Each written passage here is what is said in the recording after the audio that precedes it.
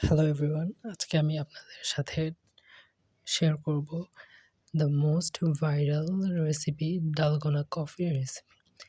তো এই dalgona coffee recipe আমি অনেকবার ট্রাই করেছি, বাট প্রত্যেকবারই ফেল হয়েছি।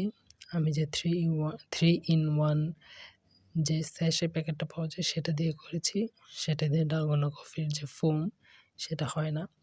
তো এবার আমি রিয়েল কফি, চিনি, দুধ,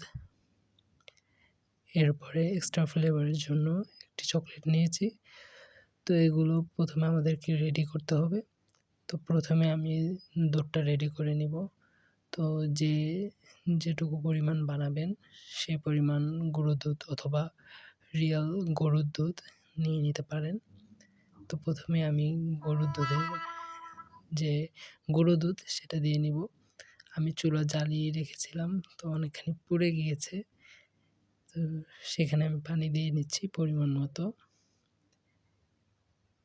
এরপরে আমি এটার ভেতরে চকলেটটাও একসাথে দিয়ে দুটো একসাথে মিক্স করে নিয়েছি। তো এই যে এভাবে ভালো মতো মিক্স করে নিচ্ছি।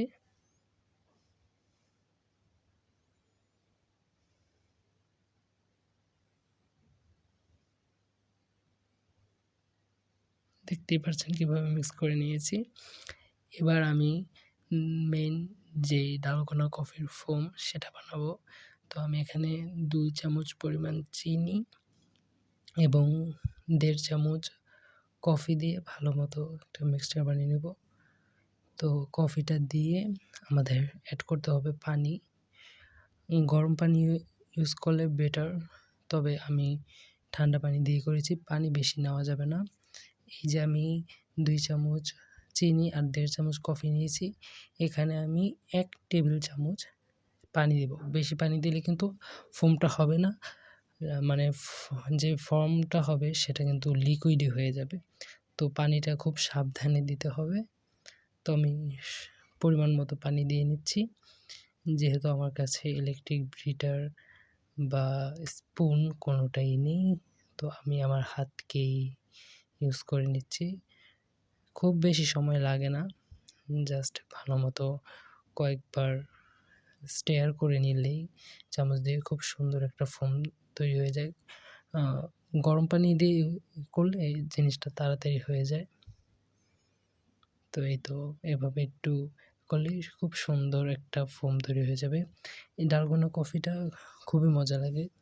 শীতকালে আমি হট চকলেটের মতো করে খাই, অ্যান্ড গরমকাল আসলে আমি কোল্ড কফির মতো বানিয়ে খাই, খুবই মজা লাগে। এই যে এরকম একটা থিকনেস হবে, দেখতেই পারছেন, খুবই সুন্দর, আমার খুবই ভালো লাগে। আমি এভাবে খেয়ে ফেলি অনেক সময়।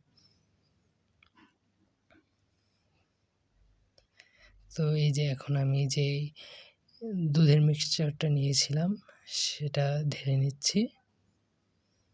এটার উপরে আমি সুন্দর করে ডালগোনা কফির যে ফোমটা বানিয়েছি সেটা দিয়ে নিব।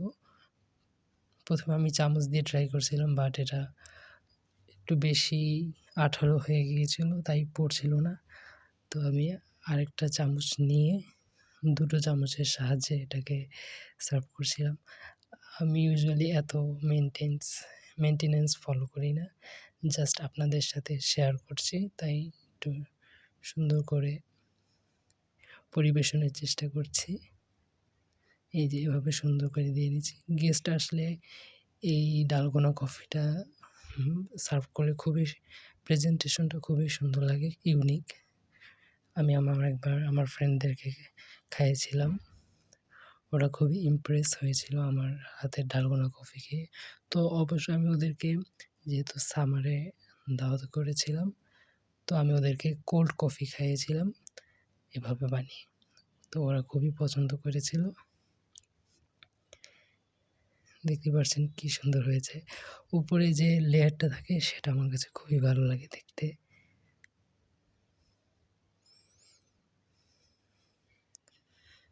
এই যে আমি এভাবে সুন্দর করে সাজিয়ে নিচ্ছি।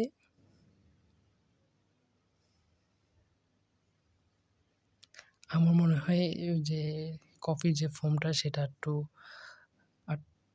থিন হলে ভালো হতো, তাহলে জিনিসটা সুন্দর করে লেয়ারিংটা সুন্দর করে বসে যেত। যেহেতু একটু ঠিক হয়েছে, আমার সেট করতে একটু অসুবিধা হয়েছে। থাক, তারপরও খারাপ হয়নি, ভালোই দেখা যাচ্ছে।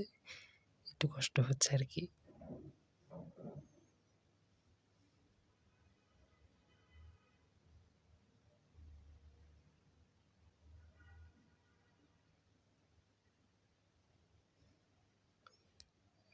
এই তো রেডি আমাদের সেই ভাইরাল ডালগোনা কফি। এখন এটা ট্রাই করব। তো ট্রাই করার প্রথমে আমাদেরকে এটাকে ভালো মতো মিক্স করে নিতে হবে। এই যে লেয়ারটা দেখাই যাচ্ছে কি সুন্দর একটা লেয়ার হয়েছে। আর যেহেতু আমি আমার দুধের সাথে একটা চকলেট অ্যাড করেছিলাম, সেহেতু কালারটা একটু চকলেটি এসেছে। আপনারা চাইলে পুরোটাই মিল্ক ইউজ করতে পারেন, কোনো প্রকার বাড়তি কিছু অ্যাড করা ছাড়া। আমি খুব ভালো মতো মিক্স করে নিচ্ছি।